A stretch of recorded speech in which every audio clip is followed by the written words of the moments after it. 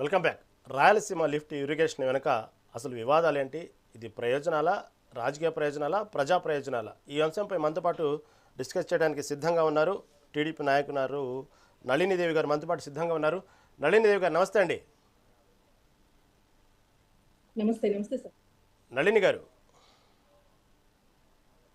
చెప్పండి సార్. నళిని గారు, వాస్తవంగా ఏదైతే రాయలసీమ లిఫ్ట్ ఇరిగేషన్ సంబంధించిన అంశం, సరే దానికి సంబంధించినటువంటి అంశంలో ప్రధానంగా ఇక్కడ శాసన మండలిలో వచ్చినటువంటి ఏదైతే పెద్ద దుమారం ఏంటంటే రేవంత్ రెడ్డి చేసిన వ్యాఖ్యలు దాని యొక్క అర్థమైంది అంటూ పట్టుబట్టారు వైసీపీ సభ్యులు. అసలు రేవంత్ రెడ్డి రాయలసీమ లిఫ్ట్ ఇరిగేషన్ విషయంలో ఏమన్నారు? అసలు రేవంత్ రెడ్డి ఇక్కడ ఉన్నటువంటి నీటి పంపకాల విషయంలో ఏమంటున్నారు? దానికి సంబంధించినటువంటి అర్థాన్ని ఇక్కడెందుకు వైసీపీ సభ్యులు కూటమి నేతలు సమాధానం చెప్పాల్సిందని పట్టుబడుతున్నారు? అసలు ఏమన్నారు రేవంత్? వ్యాఖ్యలేంటి? సలీం గారు, ముందుగా మీకు మరియు టీవీ ప్రేక్షకులందరికీ కూడా, మెగా9 టీవీ ప్రేక్షకులందరికీ కూడా నా నమస్కారాలు తెలియజేసుకుంటున్నానండి. ఈరోజు ఏదైతే వైఎస్ఆర్సిపి నాయకులు ఏదైతే మన రాయలసీమ ఎత్తిపోతల పథకం అంటే రాయలసీమ లిఫ్ట్ ఇరిగేషన్ స్కీమ్ అండి, RLIS అంటారు.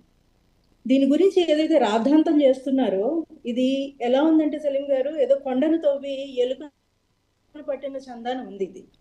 బొత్స సత్యనారాయణ గారు గౌరవనీయులు ప్రతిపక్ష నాయకులు, ఆయన గొంతు చించుకుని ఎంత అరిచినా కూడా మండల్లో అవాస్తవాలు వాస్తవంగా చిత్రీకరించలేరండి. Facts are facts always. So facts అనేవి ఎప్పుడు ఆన్ రికార్డ్ ఉంటాయి. ఆన్ రికార్డ్ ఫ్యాక్ట్స్ ని ఎవరూ మార్చలేరు. ఆయన ఎంత గొంతు చించుకుని అబద్ధాన్ని నిజంగా మాట్లాడినా కూడా అది ఎప్పుడు అబద్ధంగానే నిలిచిపోతుంది సార్.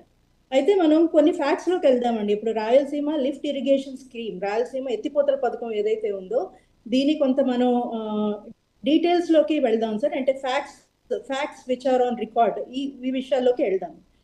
ఈ రాయలసీమ లిఫ్ట్ ఇరిగేషన్ స్కీమ్ వచ్చేసి 2020 మే 5వ తారీఖున జీవో రిలీజ్ అయ్యింది సార్, వైఎస్ఆర్సిపి గవర్నమెంట్ ఆధ్వర్యంలో.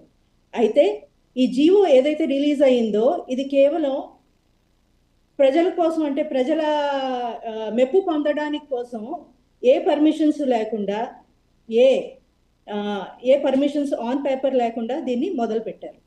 అయితే శ్రీశైలం డ్యాము మనకి రాయలసీమ ఇప్పుడు ఏదైతే మనకి తెలంగాణ మరియు ఆంధ్రప్రదేశ్ ఏదైతే జలాల పంపకాలు ఉన్నాయో, ఈ జలాల పంపకం విషయంలో శ్రీశైలం డ్యామ్ నుంచి 3 TMC డైలీ, అంటే రోజుకి 3 TMC నీళ్లు ఆంధ్రప్రదేశ్ తీసుకునే వెసులుబాటు ఉంది సార్. అది కూడా ఎప్పుడు శ్రీశైలం డ్యామ్లో 840 ఫీట్ నీరు ఉన్నప్పుడు మాత్రమే ఆంధ్రప్రదేశ్కి నీరు తీసుకునే వెసులుబాటు ఉంటుంది. అట్లాగే తెలంగాణకి మనకన్నా కొద్దిగా ఎక్కువగా వాళ్ళకి వెసులుబాటు ఏంటంటే 800 ఫీట్ నీళ్లు ఉన్నప్పుడే వాటిని తెలంగాణ వాళ్ళు నీళ్లు రిలీజ్ చేసుకోవడానికి వాళ్ళకి వెసులుబాటు ఉంటుంది. అయితే దీన్ని కొంత కరెక్షన్ చేద్దామనే ఒక అత్యుత్సాహంతో వైఎస్ఆర్సిపి గవర్నమెంట్ ఈ రాయలసీమ ఎత్తిపోతల పథకం అనేది ప్రారంభించింది without any permissions on paper. అయితే 2020 మే 5వ తారీఖున జీవో రిలీజ్ అయింది సార్. అదే మేలో మళ్ళీ 2020 మేలో నేషనల్ గ్రీన్ ట్రిబ్యునల్కి తెలంగాణ నుంచే వాళ్ళు అప్లై చేసుకోవడం జరిగింది. తెలంగాణ నుంచి ఇది. సో వాళ్ళు తెలంగాణ నుంచి ఎప్పుడైతే దీని మీద కంప్లైంట్ చేశారో దాని మీద స్టే వచ్చింది. అట్లాగే ఈవెన్చువల్లీ 2021లో తెలంగాణ పాలమూరు ఎత్తిపోతల పథకం, దీనికి 800 ఫీట్ మనకి వాటర్ రిలీజ్ అయ్యే వెసులుబాటు ఉంది సార్.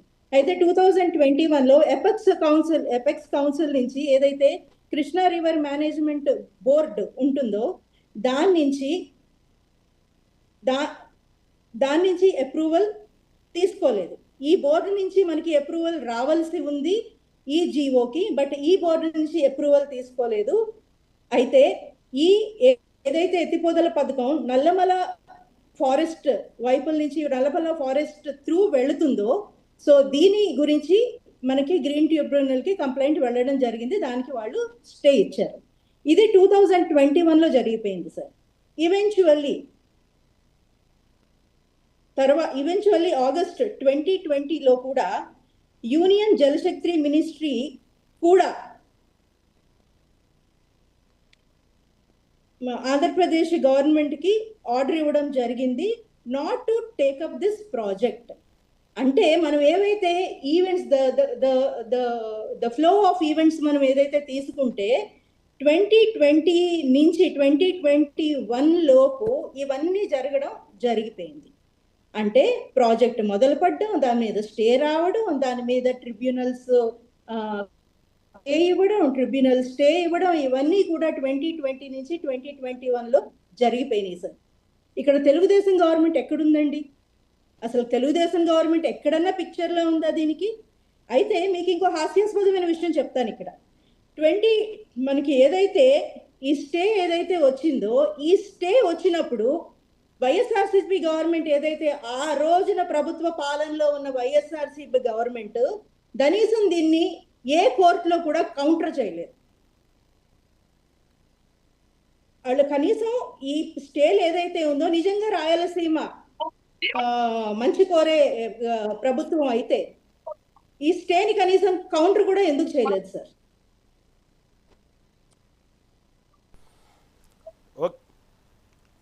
ఓకే దేవి గారు, ఓకే, మళ్ళీ మీ దగ్గరకు వస్తానండి. ఇప్పుడే జాయిన్ అయ్యారు వైసీపీ నాయకులు బొట్ల రామారావు గారు.